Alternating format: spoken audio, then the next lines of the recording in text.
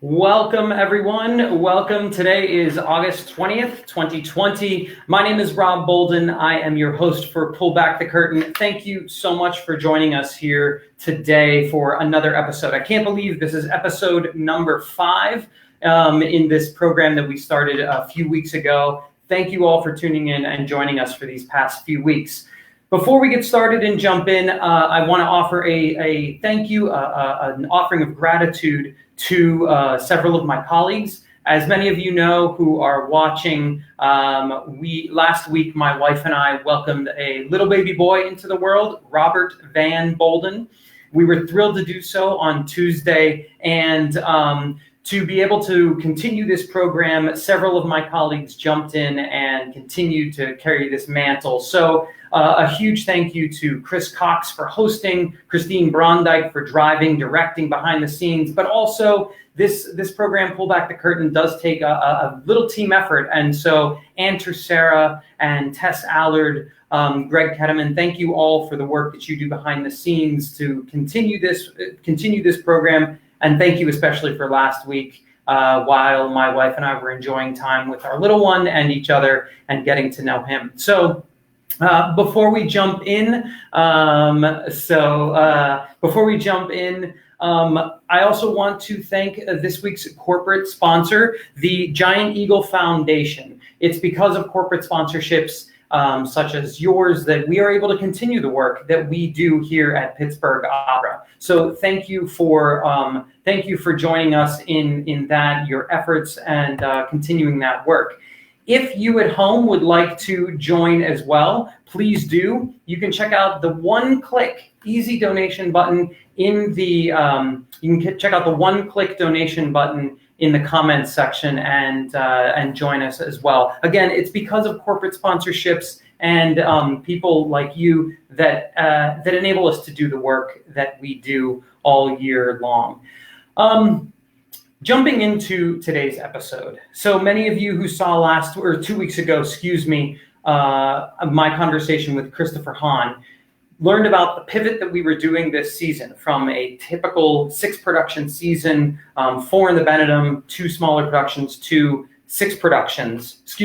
4 productions, but all in-house, if you will, in the George R. White, what we call the GRW studio. Typically, those of you who have seen productions in there, we call it our second stage program slot. But we're doing the whole season there. But we are taking several pieces that might have been seen in a larger venue, a larger format, such as Così fan tutte, which in today's day and age you would typically see in a 2,000 to 4,000 seat theater with over 40 players in the orchestra. But because of this pandemic, we aren't really able to do that, obviously, with limitations on space as well as safety, social distancing. So joining me today, I'm thrilled to have with me our music director, Maestro Antony Walker, to engage in a conversation about what it takes, what it looks like, what it takes to enable those productions, and how we get there along the way once we decide that we want to do a piece like Così, but in this intimate setting. So without further ado, I'm going to bring him into the stream and welcome him to Pull Back the Curtain. Maestro, welcome. Can you hear me? I can, Rob. It's good to see you again. Fantastic. Welcome, and thanks for being here. We're thrilled to have you with us. And so before we really get going, let me take this logo perhaps off. There we are. Now we can see you. So a couple of weeks ago, Christopher and I had a chance to sit down and talk about the season and this major pivot from our standard season into this 4-production, 6 performances each, but 4-production season, all in our venue, the GRW, the George R. White Studio, what we would typically do our second stage productions. One of which, Così fan tutte, typically not seen in venues like that. So I'd love to hear your take initially about what you're looking forward to bringing a piece like Così into this intimate setting, such as it is. Yeah, well, first of all, I'm very excited that we're having any season at all. Indeed. And Christopher and myself and everybody else involved in artistic administrative planning has been thinking about this now very intensively for the past few months, of course, just to see what is actually going to work and work safely, and also what can work artistically well. And Così fan tutte came up because we have 6 resident artists who actually are all perfectly suited to these roles. So it's a wonderful piece to showcase them, and also a wonderful opportunity to take a piece that actually now in the 21st century is a little problematic if you perform the whole thing. Mm-hmm.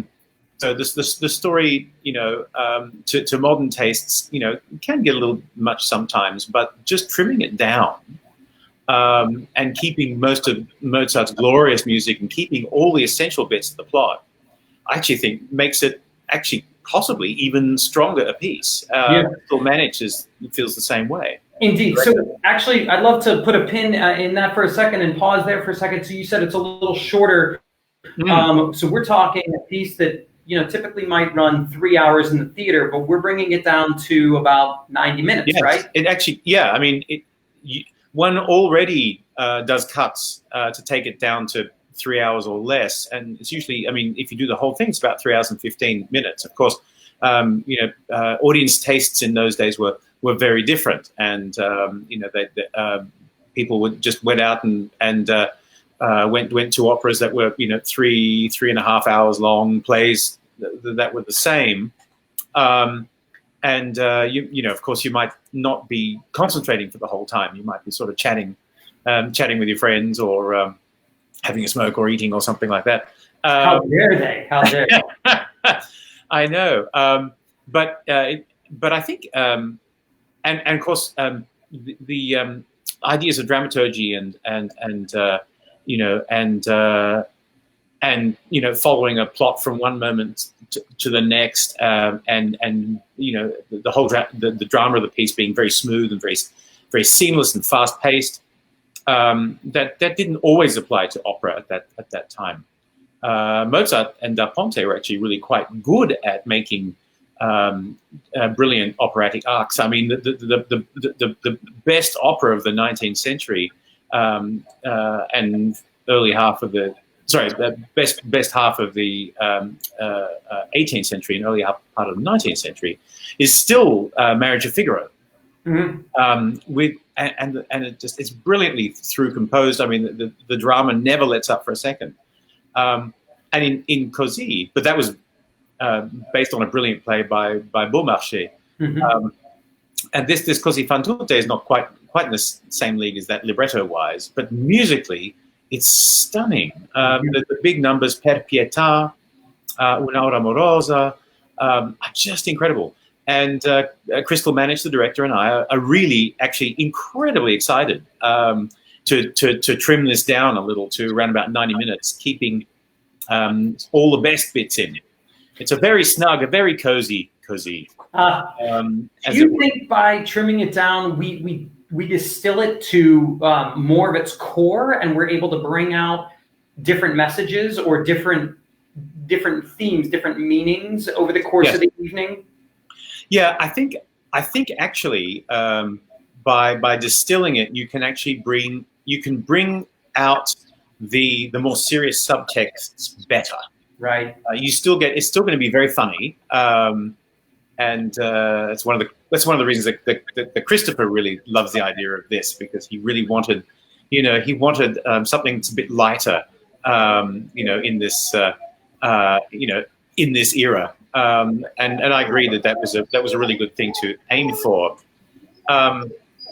You might hear my dog is being very vocal at the moment.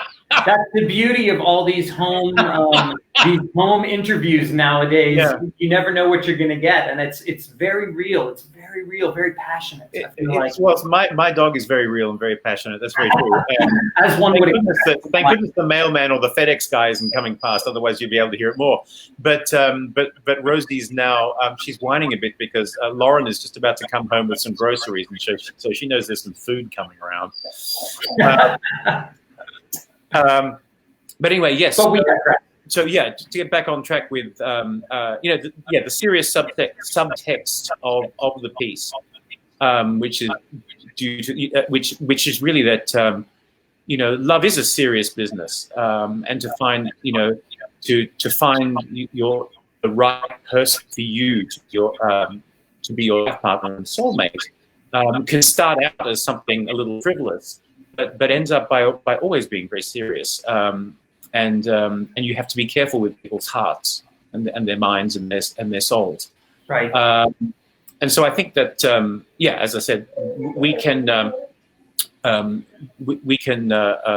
underscore those parts of the message in a stronger way by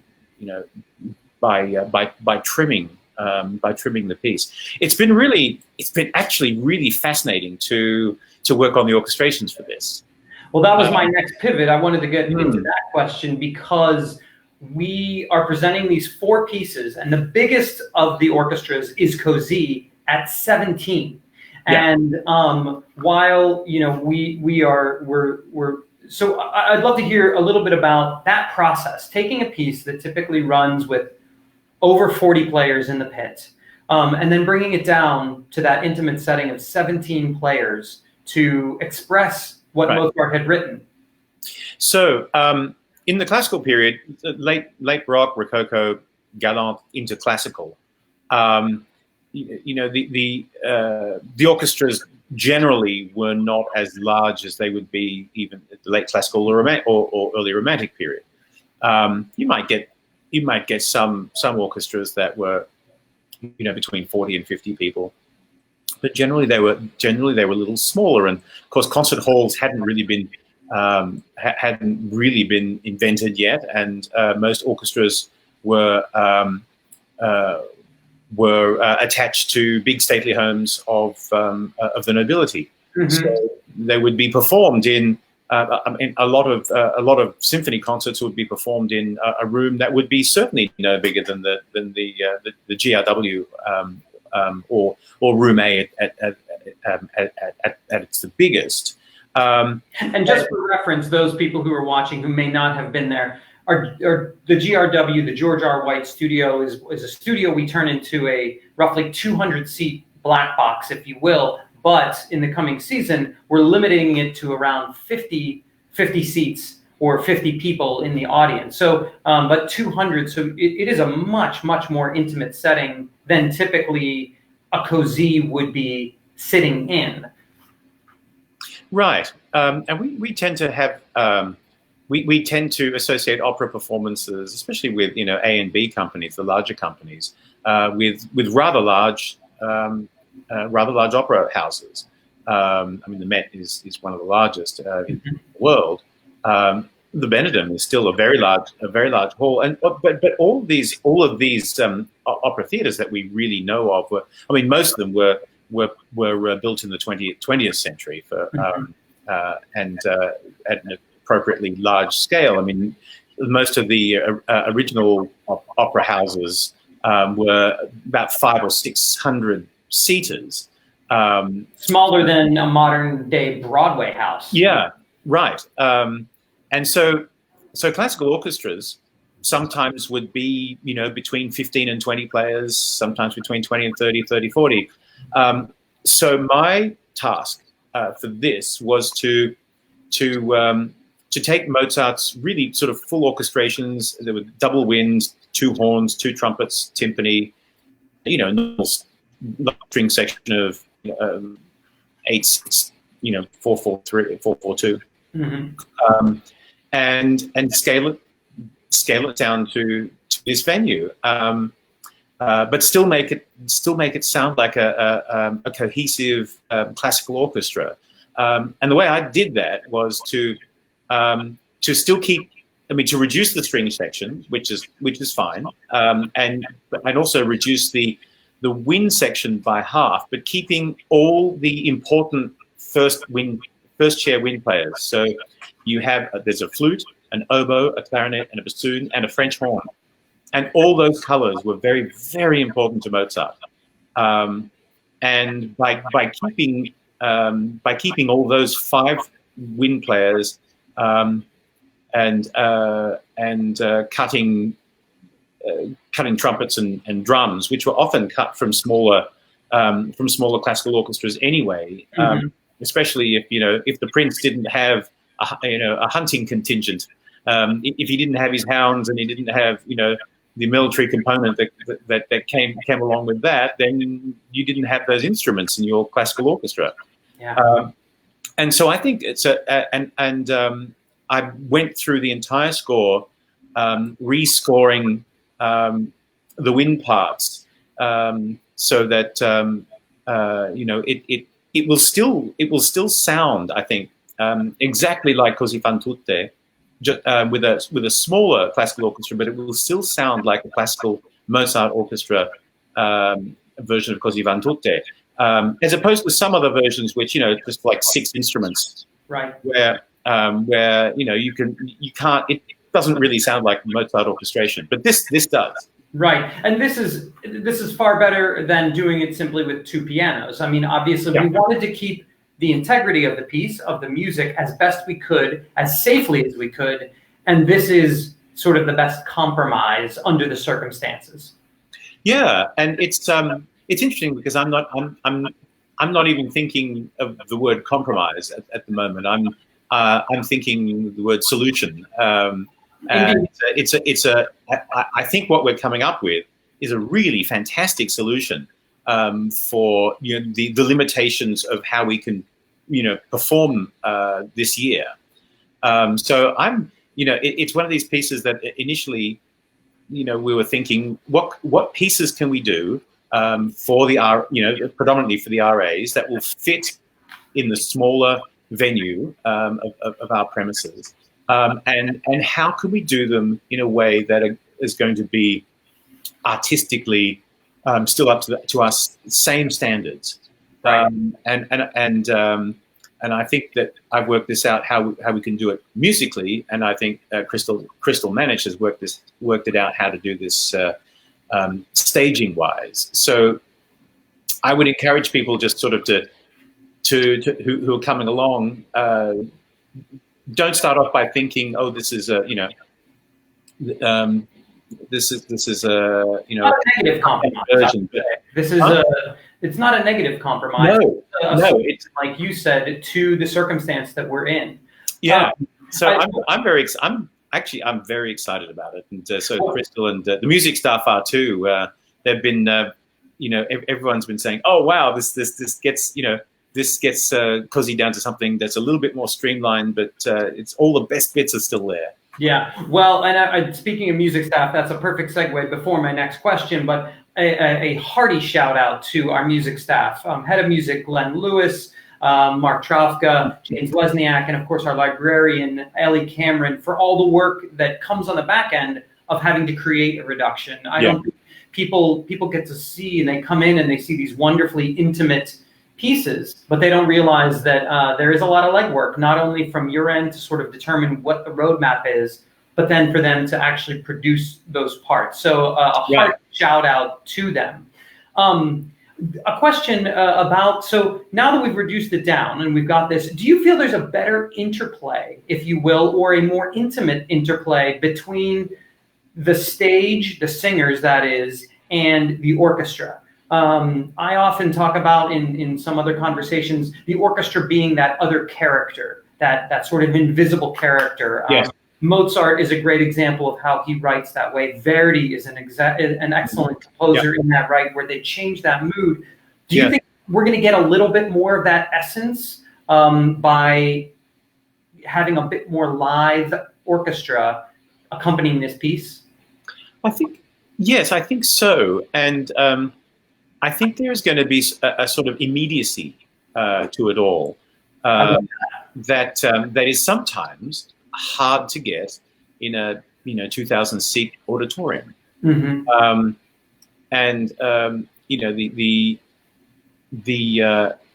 The fact that the orchestra is not going to be in a pit, we're going to be actually behind the singers, but there's not going. The audience is actually going to be able to partially see us, Mm-hmm. and there's going to be quite a close connection with the orchestra and the singers, even though we're going to be properly socially distanced. And we've already done Sean West. Master Carpenter has he has done sketched out our pit plot of the pit plot, with these wonderful overlapping circles that actually basically don't overlap. Right. And so we already know how we're all going to fit in. Actually, we're going to be in the founders' room, so we're going to be in the room adjacent to the GRW, which is normally separated by this sort of concertina partition, but that's going to be totally open. Right. So for people who have seen second stage productions where there's usually a stage and a wall behind it, we're getting a fully transparent one big room kind of look, which I think really adds to the experience of a piece like this, and certainly unique to the way we typically present in that space. I think people will come and they'll see something that's a little bit different, a little new, and certainly creative and necessary in these times. One thing also I like about the casting for Così with resident artists and very highly talented ones at that. Così is a piece basically about young people, the excitement and pitfalls of young love, so it's wonderful to have a cast that's actually young. To do this, there's going to be this sense of sort of youthful energy and vibrancy to it that I'm very excited about. I have to say. Indeed. Well, and Mozart, I've always said, especially his big three, but generally speaking, pieces like Così, I think, work intimately in the setting of a play, if you will, and a young cast, intimate setting, smaller space, I think really lends itself to a piece like Così. And I, like you, are terrific young artists taking on these roles, which are very challenging roles, but age appropriate sort of across the board. And I think it'll be a very interesting, a great presentation that we don't often get to see a piece like Così presented this way. Right. And one of the things with Così that I find particularly fascinating is that Da Ponte offered the libretto actually to Salieri first, who turned it down. He thought it was a little too frivolous. He didn't really understand, I don't think, the depth of the libretto. It's sort of a little hidden.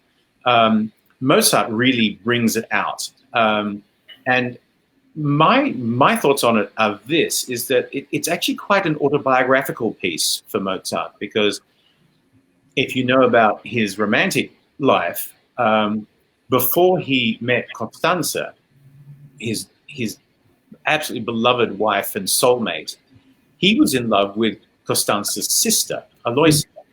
And Aloysia, who then actually went on to be married into the Weber family. She and Costanza were completely poles apart. Aloysia was a very sort of serious and passionate and very talented singer, and the oldest of the daughters. And basically, her mother thought, "No way are you going to marry someone like Mozart, who's just barely able to make a living as a composer." And then he was sort of a little heartbroken, and then went on and fell in love with Costanza, the youngest sister. And Costanza was the one who turned out to be his life partner, and his soulmate. And I think for Mozart, he's trying to tell us in this that you can, it's possible to love more than one person really deeply in your life. But the important thing that you have to do is make sure you choose the right partner for you, and so you can be in a perfect partnership with each other. And that's one of the beautiful things about Così, as it was originally envisaged. Now I don't know about what Crystal. So I don't have a crystal ball about these things.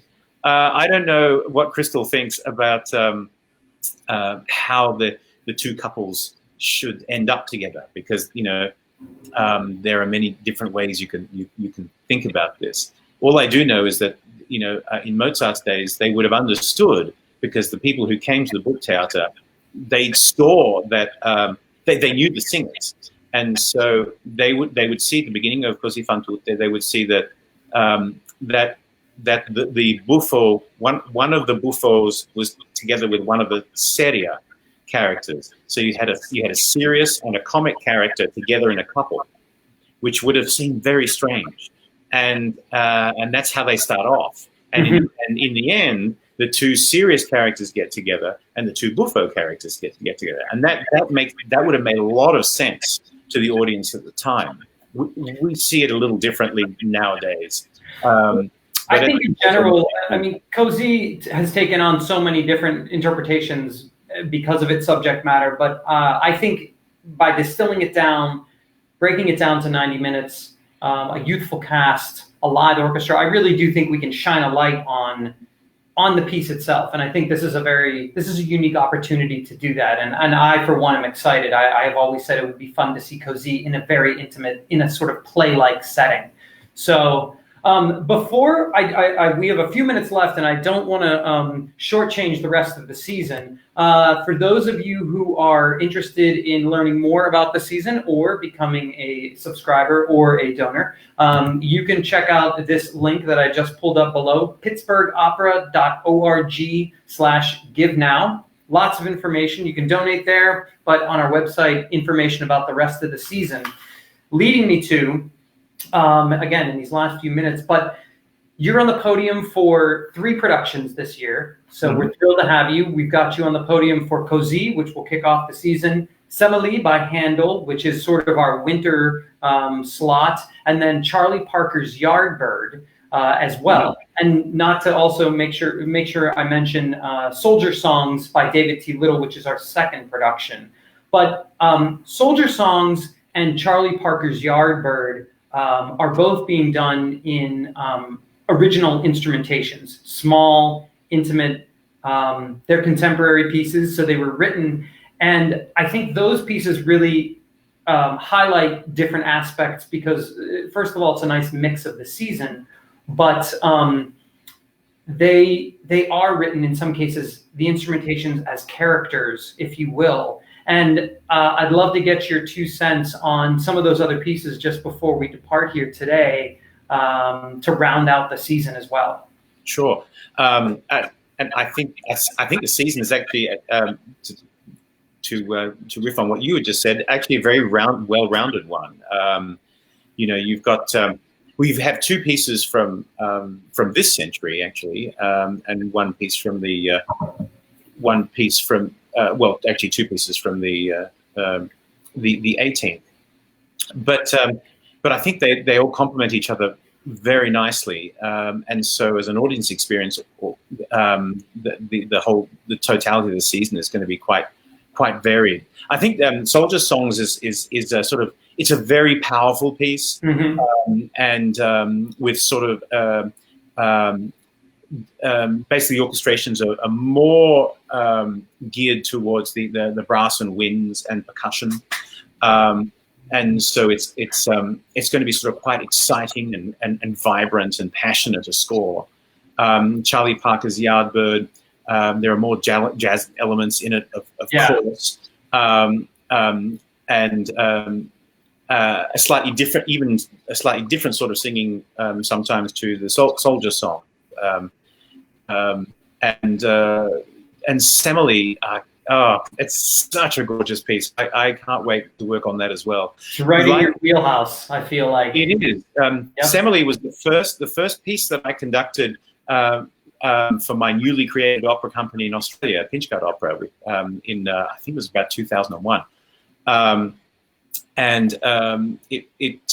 It's such a it's a wonderful hybrid piece by Handel. I mean, he'd written so many Italian operas, so many brilliant Italian operas that he was known for. And then as Italian opera started to go a little bit out of fashion, he started writing oratorios. And Semele is sort of like basically a combination between an Italian opera and an English oratorio. But very, very, very witty. There's some real sort of biting sarcasm in the piece too. There's this the wonderful sort of pre-feminist figure of Juno, Jupiter's wife, who manages to emerge victorious from after her husband's philanderings, and so he gets his comeuppance in the end. Like Così, Semele is a piece that you can reduce the orchestration for and still make and it still feels like a bona fide orchestral performance, even with only 13 players. 3 of which we are welcoming back Chatham Baroques. We're excited about. We're excited to have them back with us. Absolutely. We've been regularly partnered with them on these Baroque pieces over the past few years. Maestro, I'm going to leave it there for today, but before I do, a couple of comments that have come in along the way. With that, Bob Rack, our Director of Finance, Antony rocks. We remember those badges from back in the day. Oh, absolutely. And then one of our own music staff, James Lesniak. Oh. A shout out to you. And I'm going to throw up one question here. Mark Abramowitz asked this question. And real quick, was the libretto for Semele originally written in English? Yes, it was. I believe it was also set by John Eccles about 20 years before Handel did as well. Of course, a lot of people, a lot of composers set libretti. A lot of libretti was set by different composers in that period. And yes, it was originally. It's an English opera. Yes, indeed. Maestro, thank you so much for taking the time with us today. It was a pleasure seeing you. It's been a while, and chatting to you and catching up. And so thank you for sharing all these insights into our pivoted season that is on the horizon, rapidly approaching. I appreciate the time. Thank you for being here, and we will see you soon. Thanks. I can't wait to get back to Pittsburgh and see everybody, even if we have a mask on and are 10 feet away. But it'll be good to see all my friends and colleagues. I miss you all. We can't wait to have you back. So be well, be safe, and we will talk to you soon. Thanks, Rob. Take care. Bye-bye. Excellent. Well, that does it for this week. Pull Back the Curtain, episode 5 with Antony Walker. I hope it was enjoyable. A little bit of a deep dive into Così and touching on some of the other pieces as well. It was a pleasure chatting with Antony. As always, interesting, informative, and we're all looking forward to the coming season in just a few months. So to all of you out there who have watched, thank you so much. If you would like to learn more about the season, pittsburghopera.org. You can also click in the comments if you want to donate to us. Thank you to the Giant Eagle Foundation for being one of our corporate partners in all of this. We can't thank you enough. And we will see all of you next week for episode 6. Until then, be well, stay safe, and take care.